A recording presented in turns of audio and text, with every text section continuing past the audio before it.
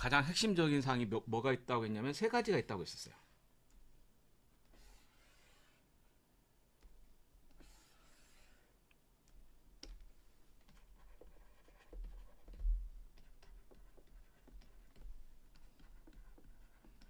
세 가지가 있다고 했습니다. 첫 번째,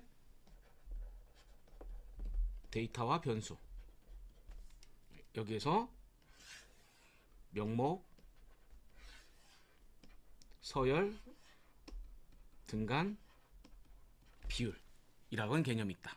그리고 이 개념에서 요 두 개는 범주형이다라고 이야기해주고, 빈도, 백분율, 해석은 주로 백분율로 한다. 그래프를 그릴 때는 원그래프, 막대 그래프가 이용이 된다라는 얘기를 했었어요.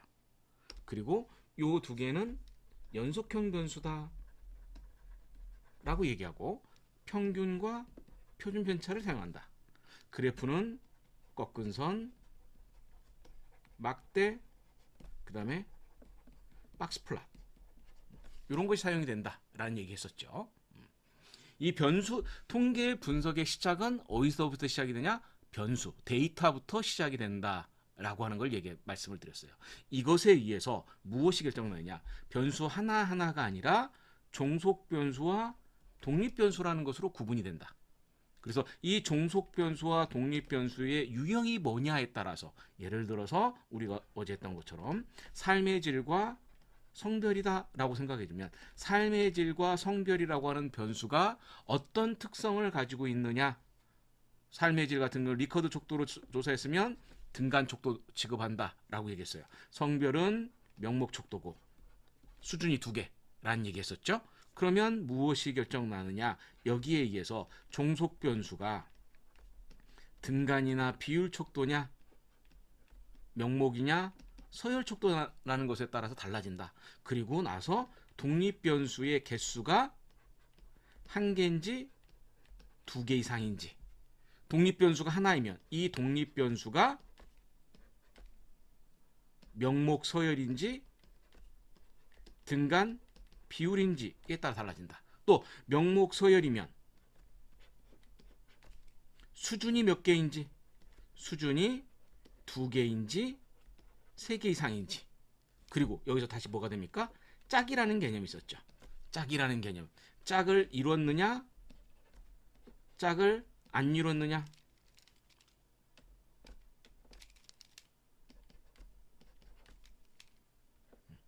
그래서 짝을 그 다음에 가서 뭐가 되느냐? 정규성이라는 개념이 있다.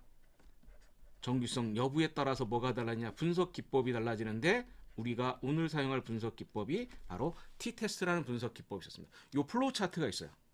선생님들이 이 플로우 차트 외우실 필요 없어요. 이 플로우 차트 외우는 거 쉬운 일 아닙니다. 굉장히 어려운 개념이에요. 그런데 그거는 언제 제가 만들어 놓은 페이지가 있으니까, 예제가 나오면 그때마다 이걸 따라서 살펴보면서 플로우 차트 따라가서 어떤 분석 기법이구나 라고 하는 것을 찾을 수 있으면 돼요. 원래 t-test라는 분석 기법은 제가 좀 이따 이제 실습을 하겠지만, t-test는 두 집단의 평균의 차이를 비교하는 분석입니다. 두 집단의 평균의 차이를 비교하는 분석으로서 각각의 집단의 데이터이고 정규 분포이면서 등분산 가정을 만족할 때 사용하는 분석 기법이 t-test예요. 이게 t-test라는 개념을 이론적으로 가장 간단하게 설명한 거예요. 근데 이렇게 하려면 어떻게 됩니까?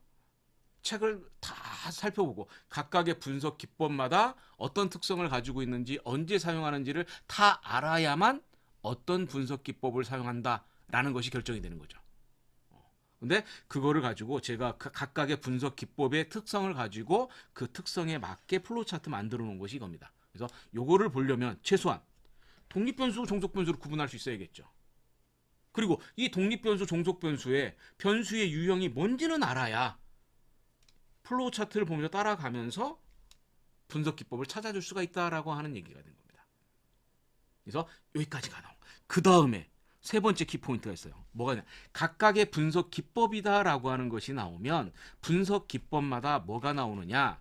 가설이라고 하는 것이 나와요. 가설은 H0와 H1으로 설정이 됩니다. H0는 비교 대상이 있으면 양쪽에 놓고 같다, 다르다라고 설정하고 비교 대상이 없으면 0이다, 0이 아니다라고 설정합니다. 그래서 각각의 분석 기법마다 가설이라고 하는 것은 이미 정해져 있어요. 제가 오늘 배우는 분석 기법 T테스트 아노바에 대해서는 가설을 제가 차근히 정리해 드릴 거예요. T테스트의 가설 같은 경우는 어떻게 되느냐? 이렇게 됩니다. 이렇게. 근데 이거를 말로 쓰면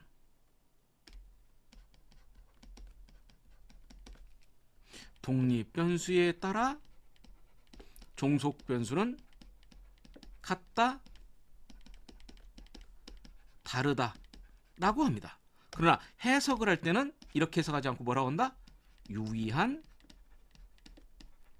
차이 없다, 있다라고 해석을 한다. 가설 설정하는 거예요.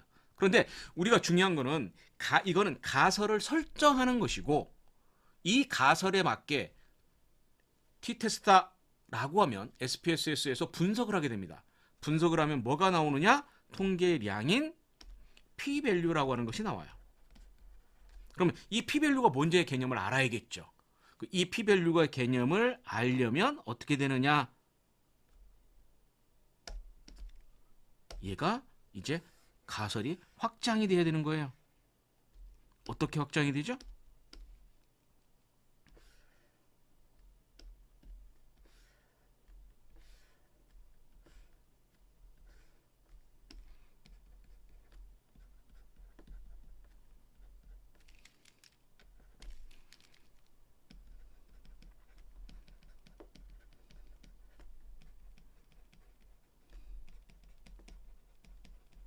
어떤 책에서는 지금 저는 여기가 H0 참 H1이라고 참 H0 선택, H1 선택이라고 되어 있는데 어떤 책에서는 이 두 개의 위치가 바뀌어 있는 책도 있어요.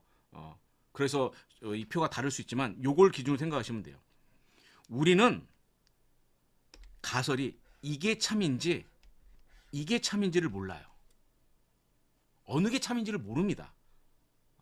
다만 데이터를 가지고 검정을 하는 거예요. 검정을 하는데 기준을 무엇을 가지고 검정을 하느냐? 얘를 가지고 검정을 하는 거예요. 다르다, 차이가 있다라고 하는 것을 가지고 오는 거예요. 그런데 차이가 있다, H1을 선택할 수도 있고 H0를 선택할 수 있죠. 그럼 우리가 네 가지의 경우가 있어요. H0가 참인데, 즉 집단 간의 차이가 없는데 차이가 없다라고 선택하는 경우. 두 번째, 집단 간의 차이가 있는데 차이가 있다라고 선택하는 경우. 이런 경우는 큰 문제가 발생이 안 돼요. 통계학은 어디에 관심 있느냐? H0가 참인데 H1이라고 선택하는 경우가 되겠죠. 그럼 이런 거, 여기를 뭐라고 하냐? 제1종의 오류라고 한다. 반대로 H1이 참인데 H0를 선택하는 경우, 이런 경우를 제2종 오류라고 한다라고 합니다. 그리고 이 두 개의 오류 중에서도 통계학에서 더 중요한 오류는 뭐냐? 제1종 오류가 더 중요합니다. 왜? 1종 오류가 더 심각해요. 위험해요. 오류라고 하는 것은 결국 범하면 안 되는데, 오류를 범하면 안 되는데 두 개의 오류의 심각도, 위험도를 생각해주면 두 개의 오류 중에 누가 제1종 오류가 더 위험합니다. 더 심각해요. 그렇기 때문에 여기에 관심을 두고 그럼 이 1종 오류의 최대 허용치를 잡아줍니다. 그걸 뭐라고 한다? 유의 수준이라고 잡고 알파로 간다. 그리고 이 유의 수준 알파를 확인하기 위해서 데이터를 가지고 통계 분석을 하고 그 분석한 결과에서 나오는 값이 뭐냐? P-value, 유의 확률이라고 한다. 그래서 우리는 이 P-value와 알파를 비교하는 거죠. 근데 알파는 특별한 이유가 없는 한 0.05로 그리고